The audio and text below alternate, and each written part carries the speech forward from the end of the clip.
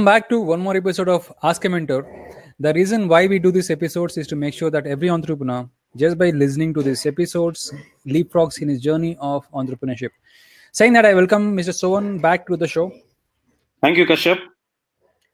So today's question is on an audio format by Ghanashyam. So he's asking, this is the question. Good evening, Sovan. Good evening, Kashyap. I have a question regarding Askamentor. The question is that for any startup to grow big, just like OYO, what are all the must things a startup owner and a startup team and a startup committee should have to become successful? Can you answer it through your video? So that's the question. Okay, fantastic question. So this is very powerful. This is if somebody can understand this, it essentially helps the business owner to actually make a unicorn out of this thing, and this cannot be done in a single episode.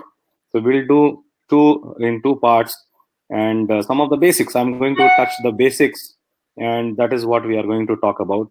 The number one point related to what it takes for a startup to grow like the business like OYO.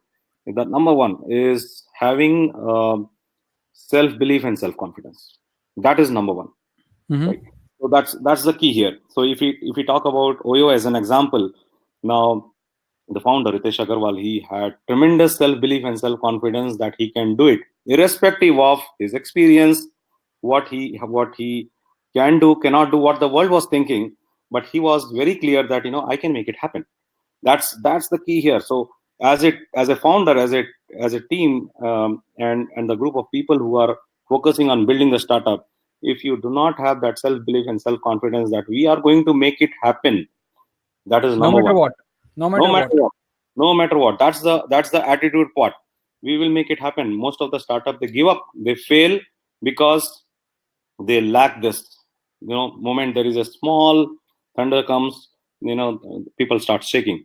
So if they're not getting customers, then they start shaking. So, but also, I understand that part. But Sovan, isn't it that obstacles will come in the way of a startup?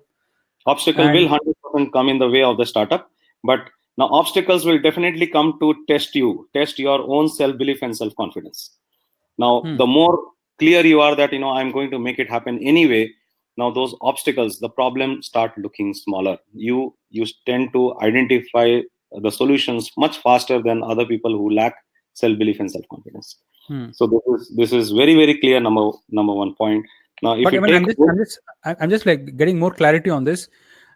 Could that be seen as being overconfident, or can it take the shape of, let's say, arrogance? I know what I'm doing. Being full-heartedly, going forward and saying, I know I'm going to be $1 billion idea. I'm going to spend a lot of money. Does that come under that category as well? No, it will not come under that category. So this is just one of the point which is essential. So I'm not talking about overconfidence. I'm talking about having the basic self-confidence that I can make it happen. That's the thing. I'm not talking about, again, arrogance. It is making sure that I can do it. Whatever it takes, I can do it. Now, how you can do it? For that, we need to talk about the other points. So this comes from the point of view of gratitude and humility, essentially. Yes, and making sure that the self-belief, person who has self-belief, okay, that person can actually win whatever the person wants. Everything in the world.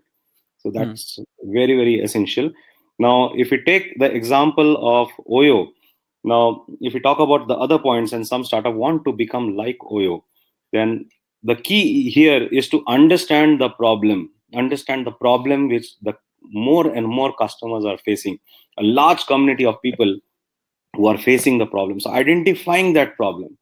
Like if you take example of Ola and Uber, they understood the problem of quickly booking taxi within a few seconds, so that they don't have to own the car, and wherever they want they can take it. There is no parking challenges. So they understood the problem. Similarly, OYO, they understood the problem that majority of the people are looking for budget hotels, okay, without compromising on the quality.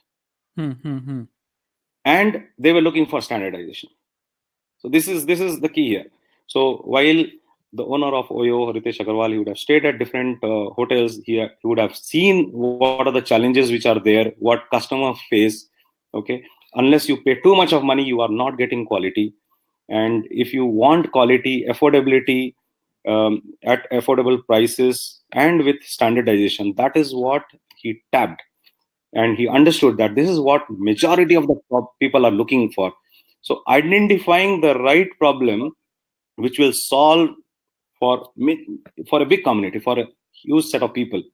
Now, unless we know that my idea, my problem is going to take care of a lot of people, okay, so you cannot actually become like an OYO or a Ola or a Uber, right? So So basically, that, you're talking about scalability here. You're talking about easier problem solving many people's lives. Is that yes, what you're trying to say? Like scalability wise, right? scalability, it when you are trying to solve one problem which can help many Hmm. people, okay, across the globe. So Hmm. that means that you are helping a lot of people. Scalability automatically comes into picture. Awesome. So that's the point number two. Now, point number three here is that you know very, very key point here: how do I still solve the problem without spending too much of money and still generate a higher return on investment? Which is again the aggregation model. Aggregation model is there already, people know it. But here he actually tabbed, or rather I believe OYO tabbed those hotels which are available closer to the vicinity of maybe airports, maybe railway stations, maybe nearby places, which is in the accessible area, maybe central places, but which are not occupied, where a lot of money has been already spent to build those hotels, and the owners are struggling to actually get the occupancy. Hmm. And which means the assets are already available, everything is available, and he need not spend money on that. But how can I tap that unutilized asset and still make sure that I can transform them into a standardized hotel room, so that people can definitely trust that particular brand and keep coming again and again, because they can see that the quality is not getting compromised. Got it. So I'm touching 2 points here, which is, one is being asset light and generating higher ROI. Second is focusing on customer satisfaction. So there is a lot of importance which was given on customer satisfaction. If a Hmm. company, if a startup is focusing on customer satisfaction, it is guaranteed to get repeatability and predictability. Hmm. And I think on talking about asset light, I think it is very important that you need to be clear about what does your startup need as an asset. Do you need, let's say, an office to pay rent? Can you go to a co-working space where you can spare some money, save some money? You want to look at those aspects to look at scalability. It is not about showing to the world that you're a startup, but creating a value that the customer will like at the end. Yes. So it's time, and we'll do another episode to continue. I'm sure there's more to talk about this. So, what do you guys think about this? What do you think about what we spoke about, or what we did not speak about? We'd like to know about you. And please leave those comments below, and please like, comment, and share, and subscribe to our channel on YouTube. Thank you so much. Until next time, have Thank you fun so and much, take care. Kashyap. Thank Take you. care. Bye.